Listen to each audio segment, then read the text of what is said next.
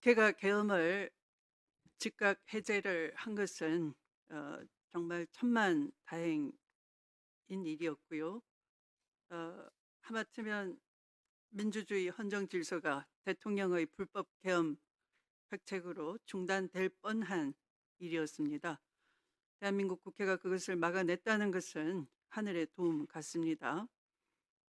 저는 이렇게 봅니다. 우선 이 사건을 규정해야 하는데요. 그래야지만 재발 방지를 할 수 있겠습니다. 저는 처음부터 이 검찰 정권은 쿠데타 정권이라 봤습니다. 쿠데타 정권은 민주주의 헌정 질서를 전복하면서 영구 집권의 길을 갈 수밖에 없습니다. 그렇게 하지 않으면 자신들의 부정과 비리, 부패, 권한 남용이 백일하에 드러날 것이고 다음 정권에 의해서 보장을 신변 보장을 받을 수 없다는 불안이 늘 내재해 있기 때문입니다. 그래서 이 쿠데타 세력은 전체주의적 사고의 틀에서 결코 벗어날 수가 없고, 그런 차원에서 이른바 중앙파라고 하는 이 사조직을 통해서 군을 권력 기반으로 삼고 영구 집권의 이 친일 쿠데타를 전개한 것이다. 이것이 이 사건의 시작이었다, 이렇게 생각을 합니다. 계엄령의 본질은 국민의 기본권을 억압하고 정권에 반대하는 모든 세력을 제거하는 것입니다. 윤석열 쿠데타 세력은 자신들의 권력을 공고히 하고 반대 세력의 결집과 국민적 저항을 원천 봉쇄하려고 했습니다. 계엄령 선포와 동시에 계엄 해제를 막기 위해 국회를 점령하고 주요 정치인을 체포하려고 707 특수임무단, 제1공수특전여단, 수도방위사령부 소속 군사경찰 특임대를 투입했습니다. 그 후에 체포된 국회의원들을 반국가 세력으로 규정을 해서 과천 육군 방첩사령부 지하벙커에 구금하려 했다는 것도 알려졌습니다. 이것은 아마도 계엄의 정당성을 확보하는 한편 또한 이 국회 해산권이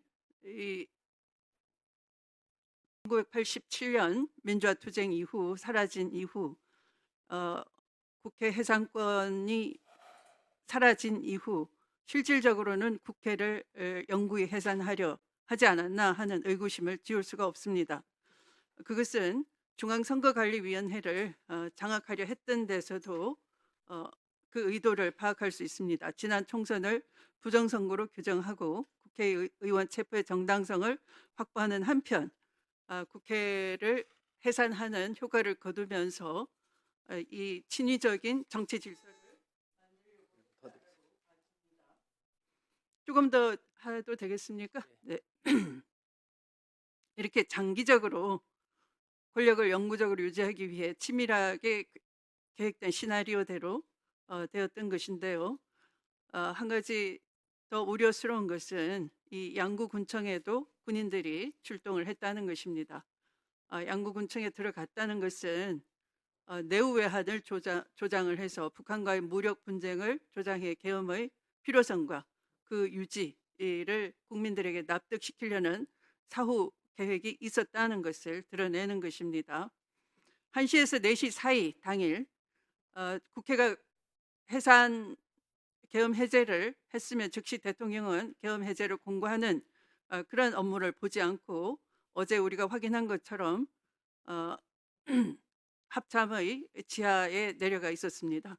그러면서 제2차 계엄 선포를 또한 실시간 상황을 점검하면서 여의치 않자 불발이 되자 시간을 벌어서 앞으로 재시도할 가능성이 농후해졌습니다. 그것은 바로 어제 피의자가 되어야 할 육군참모총장 박안수 계엄사령관이 이 자리에 나왔습니다. 나오기 전 사표를 썼지만 그의 사표는 반려가 되었습니다. 만약 대통령이 국회의 계엄 해제를 받아들이고 수용했다면 즉시 그의 사표도 수리가 됐었어야 할 것입니다. 대통령은 아까 조국 의원께서 질의한 것처럼 국정원에도 전화를 했습니다. 그래서 국정원장에게 겸 사령관의 지휘 통제에 따를 것을 지시를 했는데요. 이것은 2017년 겸사 기무사의 계엄 문건에 있는 실행 방안 그대로 이행하는 것이다. 의원님 정리하시죠? 예.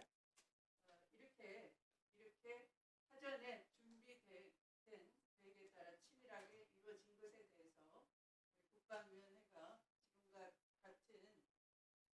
사태 발생 윤석열 내란 사태 지금 이후에 2일차 위원회에서 이렇게 해당 관련자들을 이 자리에 부르지 못하고 사안의 신속성과 급박성, 증거인멸 가능성 이런 것들을 고려하지 않은 채 이렇게 느슨하게 진행한다는 것은 위원으로서는 매우 유감이라는 것을 위원장님께 말씀드리면서 말씀을 마치겠습니다. 네, 또 다른 의원님